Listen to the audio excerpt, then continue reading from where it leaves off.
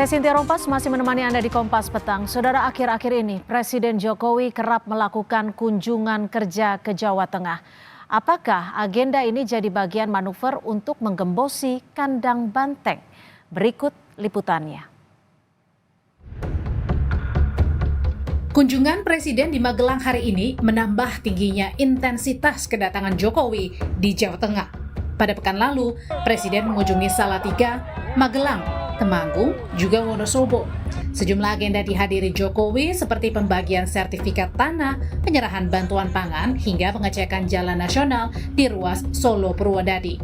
Kunjungan kerja Presiden Jokowi di Jawa Tengah bertepatan dengan kampanye Ganjar di Sukoharjo, Salatiga, dan Kendal. Seringnya Presiden Jokowi berkunjung ke Jawa Tengah dibaca oleh pengamat politik dari Parameter Politik Indonesia, Adi Praitno. Adi menilai kunjungan di Jawa Tengah tak terlepas dari upaya Jokowi untuk menggembosi kandang banteng. Saya melihat soal Pilpres di 2024 ini kan rasa Jokowi sebenarnya. Jadi yang didukung Jokowi, Pak Prabowo dan Gibran ini dalam banyak hal kan tidak terlepas dari manuver dan orkestrasi politik yang dilakukan oleh Pak Jokowi. Sebenarnya kalau mau jujur, sebenarnya paslon nomor 2 ini bukan hanya ingin target menang ya, baik di satu putaran atau kalau ada di 2 putaran. Kalau bisa, gembosi kandang banteng. Kan itu yang sebenarnya pesan politiknya yang secara tersirat. Capres nomor urut 3 Ganjar Pranowo merespons soal seringnya Jokowi bolak-balik ke Jawa Tengah. Ganjar tegaskan akan bekerja keras untuk jaga kandang banteng. Ganjar heran mengapa banyak yang sering datang ke Jawa Tengah. Kita pasti akan bekerja keras karena itu kandang banteng, maka banyak yang akhirnya mungkin harus membuat cara-cara tersendiri. Makanya yang lain kok banyak sering datang ke Jawa Tengah kan. Gitu ya. Oke, makasih. Strategi terus digencarkan oleh tim Prabowo Gibran mendongkrak elektabilitas salah satunya dengan merebut Jawa Tengah. Ada 2 wilayah yang jadi prioritas, yakni Boyolali dan Wonogiri. Salah satu jumlah yang paling banyak itu ada di kawasan tadi, itu di Boyolali sama di Wonogiri. Kalau yang lain, insya Allah kita sudah banyak yang menang. Tapi dengan perkembangan sekarang, optimisme satu putaran itu? Insya Allah, makin hari trennya makin bagus. Dengan jumlah pemilih di pemilu 2024 mencapai 28 juta atau menyumbang 13,81% suara nasional, Jawa Tengah menjadi incaran para paslon juga partai politik untuk menambah elektoral. Sebagai wilayah yang kerap disebut kandang banteng atau basis pendukung PDI Perjuangan, kini Jawa Tengah diperebutkan oleh paslon lain, yakni Prabowo Gibran. Tim Liputan, Kompas TV. Cawapres nomor urut 2 Gibran Raka Buming Raka angkat bicara soal langkahnya dan Prabowo yang coba menggoyang lumbung suara PD Perjuangan di Jawa Tengah. Gibran menyebut manuver kampanyenya itu bukan menggoyang, tapi menggetarkan kandang banteng. Saat kampanye di Pekalongan, Jawa Tengah, Gibran menjawab pertanyaan wartawan soal strategi paslon nomor urut 2. Menggoyang kandang banteng atau basis suara PDI Perjuangan. Sambil tersenyum, Gibran menyebut langkah kampanyenya bukan menggoyang, tapi menggetarkan saja. Pada pemilu 2019, Jawa Tengah menjadi provinsi penyumbang 21% suara bagi PDI Perjuangan dari total suara nasional yang dikumpulkan. Kita ada rencana menghapus kartu tani. Jawa Tengah, Mas. Ya, doakan yang terbaik lah ya untuk Jawa Tengah. Pak Rosan bilang di atas 65%. Ya, doakan yang terbaik untuk Jawa Tengah. Apakah kunjungan kerja Jokowi di Jawa Tengah bisa menggembosi suara PDI Perjuangan? Bagaimana strategi PDIP menghalau dugaan ini dan seperti apa target Prabowo Gibran di Jawa Tengah? Kita akan bahas bersama dengan politisi PDI Perjuangan Arya Bima dan juga Juri Ardiantoro, jubir TKN Prabowo Gibran, serta pengamat politik dari Universitas Erlangga Sukowidodo. Selamat sore Bapak-Bapak, terima kasih sudah bergabung bersama kami di Kompas Petang. Sore Mbak Cynthia, Mas Bima. Baik, kita masih menunggu dari kehadiran Mas Juri ya. Baik, saya akan ke Pak Suko terlebih dahulu. Pak Suko, ini Jokowi mengklarifikasi benar kalau diajak kampanye oleh anaknya, meskipun belum dipenuhi ya oleh Jokowi. Apakah ini memang ada upaya, menurut perspektif Anda, untuk menarik Jokowi? Ya pasti dan tidak perlu diduga, bahkan kita bisa menyatakan memang demikianlah. Jadi tahapan ketika Pak Jokowi mengatakan Presiden berkampanye, maka dengan segala nyata sekarang ditunjukkan betul dan Jawa Timur, Jawa Tengah yang sebagai basicnya PDIP, menurut mereka digetarkan. Jadi cara ini memang strategi ya. Kalau di dalam riset-riset kami itu salah satu orang bertindak memilih itu lebih banyak karena 62,5% itu menyatakan saya ingin memilih karena jika dikunjungi. Jadi ekspektasi publik dikunjungi. Berbeda dengan media massa yang hanya pada level knowledge, tetapi ketika dikunjungi ada interaksi itu daya motivasi orang yang dikunjungi itu lebih cepat berubah akan memilih daripada hanya lewat kampanye-kampanye media. Oke. Mas Bimo sendiri kalau jawaban dari Jokowi ini menurut Anda sesuai tidak sih dengan kenyataan? Karena di Jawa Tengah ini kan semakin intens sepertinya ya. Jawabannya apa Pak? Pak Jokowi?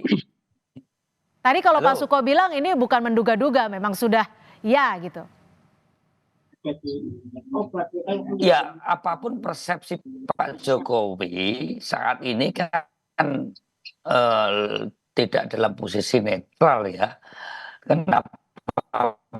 Gestur tubuhnya dan beberapa kali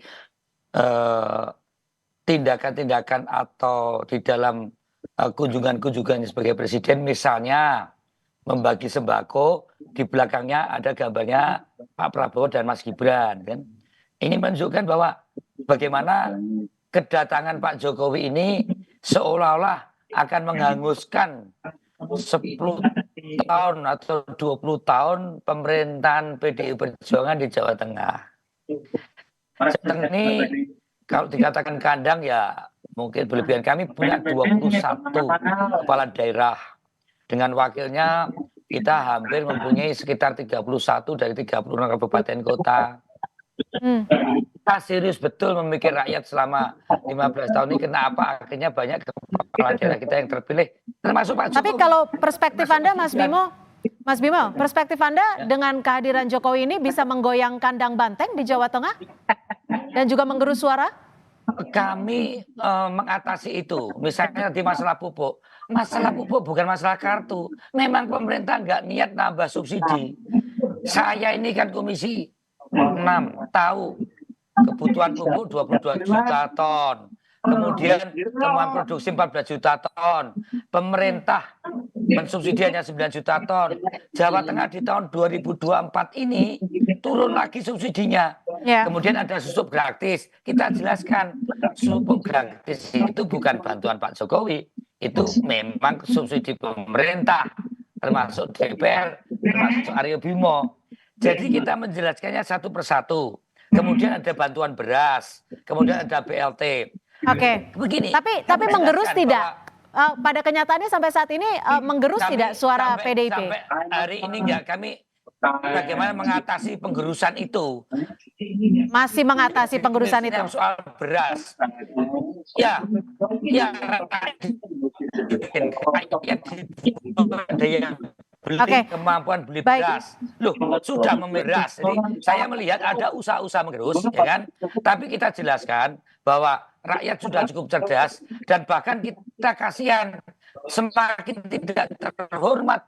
Karena pemimpin itu kan berinisiatif. Baik, kami sudah tangkap. Mas Juri. Mas Juri, ini kampanye cukup panjang sepertinya ya, kalau saya tidak salah sampai 10 Februari di Jawa Tengah. Apakah ini memang ada upaya untuk menggembosi suara kandang banteng di Jawa Tengah? Ya, makasih Mbak, Mas Aryo Bimo, Mas Suko Widodo, selamat sore. Ya, saya sekarang sendiri sedang ada di Jawa Tengah nih, saya ada di Brebes, tadi dari acara Tegal sama Mas Gibran. Dan kita bukan soal gembos menggembosi ya, ini kan soal kontestasi, soal persaingan mencari dukungan suara di seluruh Indonesia, tidak hanya Jawa Tengah, dan kebetulan memang Jawa Tengah menjadi daerah krusial, bukan saja ini kelahiran Mas Gibran, Pak Prabowo juga punya darah dari Jawa Tengah, Banyumas gitu, tapi Jawa Tengah itu memiliki nilai yang sangat berarti karena jumlah pemilih di Jawa Tengah itu sangat signifikan. Jawa Tengah itu adalah provinsi dengan jumlah pemilih terbanyak ketiga setelah Jawa Barat dan Jawa Timur. Ada 28 lebih juta pemilih di Jawa Tengah. Jadi maka perebutan suara di Jawa Tengah sesuatu yang sangat lumrah dan wajar, dan kebetulan kita semakin optimis akan meraih suara mayoritas di Jawa Tengah ini. Oke, Pak Suko, seberapa signifikan sih sebenarnya suara di Jawa Tengah ini dan peluang kemenangan di Pilpres untuk memenangkan suara Jawa Tengah ini akankah berpotensi untuk menang di Pilpres? Ya, kalau dihitung misalnya jumlah pemilih di Jawa itu kan sekitar 51% ya. Banten, DKI, Jogja, Jawa Barat, Jawa Tengah, Jawa Timur. Otomatis suara yang banyak itu akan menjadi dulangan suara jika konsentrasinya ke Jawa. Dan secara hitungan pembiayaan, kalau memang istilahnya berkonsentrik ke situ, itu suaranya cukup banyak. Jadi tak mengherankan jika masing-masing calon apakah 1, 2, 3 menjadikan Jawa itu menjadi konsentrasi di dalam melakukan. Yang perlu dicatat sebetulnya tidak setiap kampanye itu akan berujung pada secara teoretik ya, tidak berujung pada ketundukan. Jadi orang berkampanye bisa juga 1 dia menerima, 2 menunggu-nunggu meskipun YG kadang nggak kepanggil, tapi yang ketiga adalah nolak misalnya. Jadi kemungkinan bisa begitu. Artinya ya boleh aja misalnya dimanapun, tapi impactnya tentu tergantung dari reaksi publik itu seberapa dia mampu, seperti kata Mas Bima tadi, pencegahan seperti apa ya. Baik, kalau dilihat dari banyaknya Jokowi datang ke Jawa Tengah dari bulan Januari saja, kalau tidak salah sudah 3 kali ya. Apakah ini akan menggoyang basis suara di Jawa Tengah, khususnya untuk PDI Perjuangan? Tetap bersama kami, Kompas Petang segera kembali. Terima kasih Anda masih bersama kami. Kita masih membahas soal berupaya untuk merebut suara di kandang banteng di Jawa Tengah. Saya akan kembali ke Mas Bimo. Mas Bimo, tadi Gibran menyebut bahwa tidak hanya akan menggentarkan kandang banteng. Nah, bagaimana tanggapan dari Anda terkait hal ini? Apakah sudah ada upaya-upaya untuk menjaga kekuatan, memperkokoh kandang banteng saat ini? Ya, yang kita tunggu kan Pak Prabowo dan Mas Wali Gibran ya. Ini kan pilpresnya ini kan Pak Prabowo. Pak Prabowo baru sekali loh datang ke Jawa Tengah kan gitu. Juga Mas Wali Kota. Muternya di Jawa Tengah ya kurang kenceng kan gitu kan. Nah, kita melihat memang putaran yang disorot sekarang kan lebih kehadiran Pak Presiden Jokowi. Nah, sehingga isu-isu yang dimunculkan itu kan bukan kontestasi bagaimana kampanyenya Pak Prabowo dan Mas Wali Gibran, tapi yang kita dengar kan justru presidennya ini kan kayak Pak Jokowi mau kontestasi presiden periode ketiga gitu kan di bawah, yang muncul kan itu. Jadi dengan kehadiran Presiden Jokowi di Jawa Tengah, ini mempengaruhi basis suara PDIP di sana tidak? Kita berusaha untuk positive thinking bahwa kehadiran Pak Jokowi sebagai presiden itu tetap dalam posisi dia presiden, walaupun isu di media sosial, isu di media betul-betul bagaimana jurkam, ini saya bicara jurkamnya Pak Prabowo dan Mas Gibran ini banyak dilakukan oleh Pak Joko Widodo, entah sebagai Pak Joko Widodo sebagai presiden. Misalnya tadi soal sembako yang sudah dari Bulog ditempeli gambarnya Mas Prabowo dan Mas Gibran. Kemudian juga soal pembagian sertifikat. Kemudian juga menyangkut pembagian pupuk. Ya. Ini betul-betul kemasannya lebih di spread itu dalam urusan untuk memperkuat legitimasi Mas Prabowo dan Mas Wali Gibran. Kami tidak ada masalah karena kami punya instrumen untuk menjelaskan itu bahwa kehadiran Pak Joko Widodo adalah sebagai presiden yang mana masalah pupuk ini masalah urusan pemerintah. Yang paling khawatir lagi adalah tekanan kepada kepala desa dan aparat desa.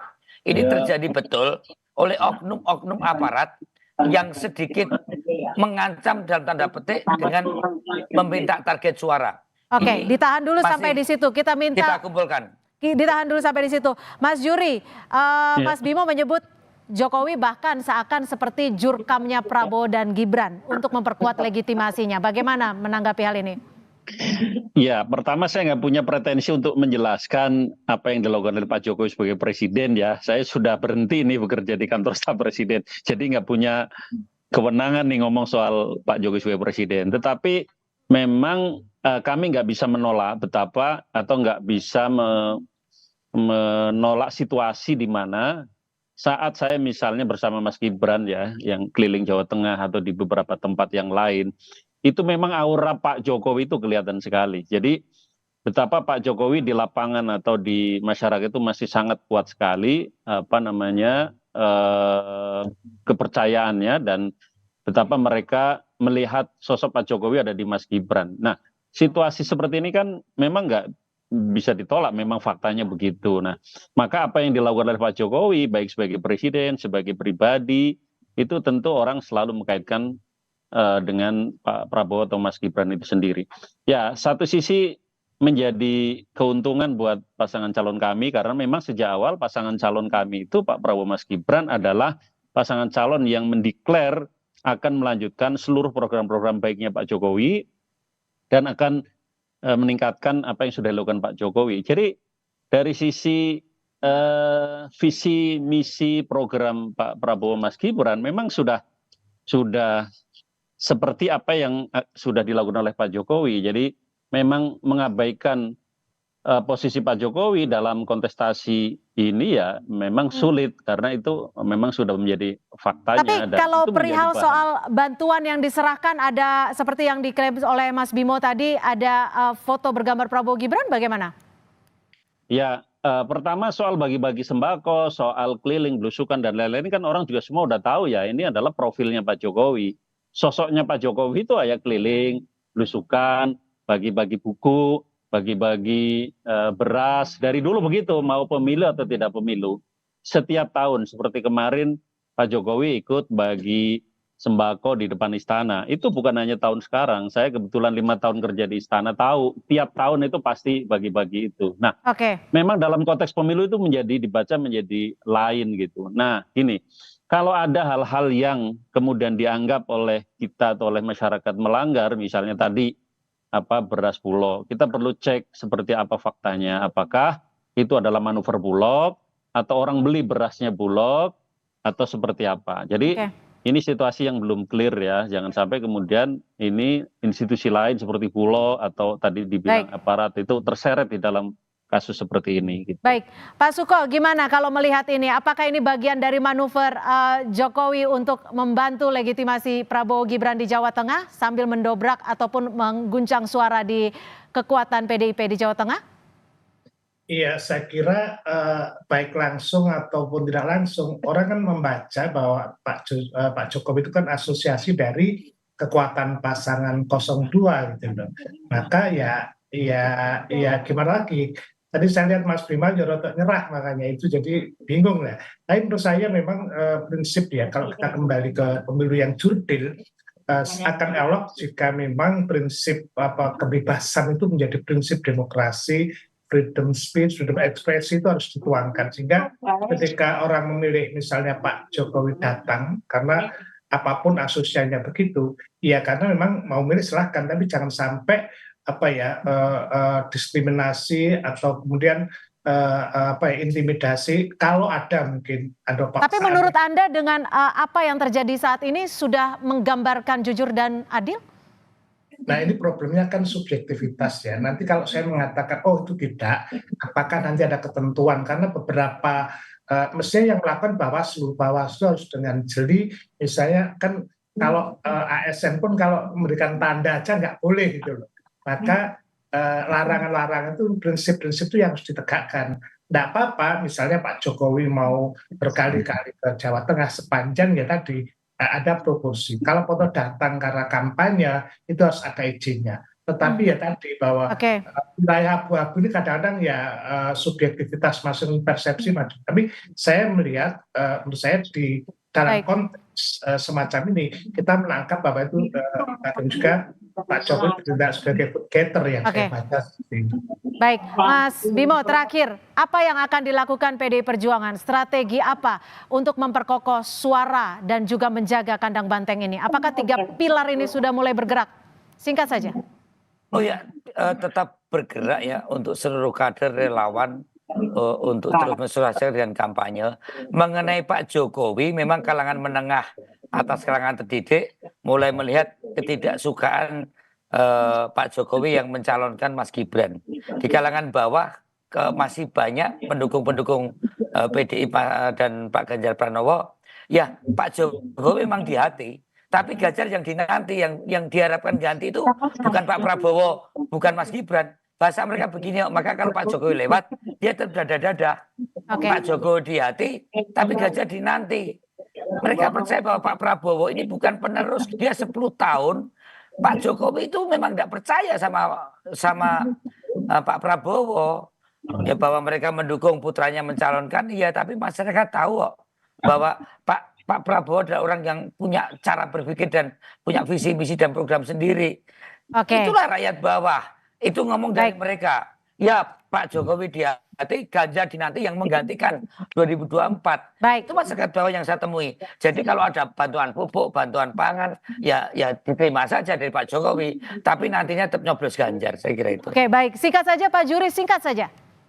Ya, kami sangat mendapat kehormatan ya keliling Jawa Tengah ya, Mas Gibran, Pak Prabowo kemarin juga di Semarang, dan kami yakin bisa bersaing secara sehat di Jawa Tengah dan melihat pergerakan di bawah, dan kemudian kita lihat juga perkembangan survei. Kita yakin mayoritas masyarakat Jawa Tengah akan memilih nomor 02 di Jawa Tengah. Jadi baik, terima kasih Pak Juri jangan sampai kampanye sendiri nanti. Baik, terima kasih atas perspektifnya Jubir TKN Prabowo Gibran, Mas Juri Ardiantoro, dan juga politisi PDIP dan juga Jubir TPN Ganjar Mahfud, Mas Arya Bima, dan analis komunikasi politik Universitas Erlangga, Pak Suko Widodo sudah bergabung bersama kami di Kompas Petang. Selamat sore. Sore. Terima kasih Pak Juri.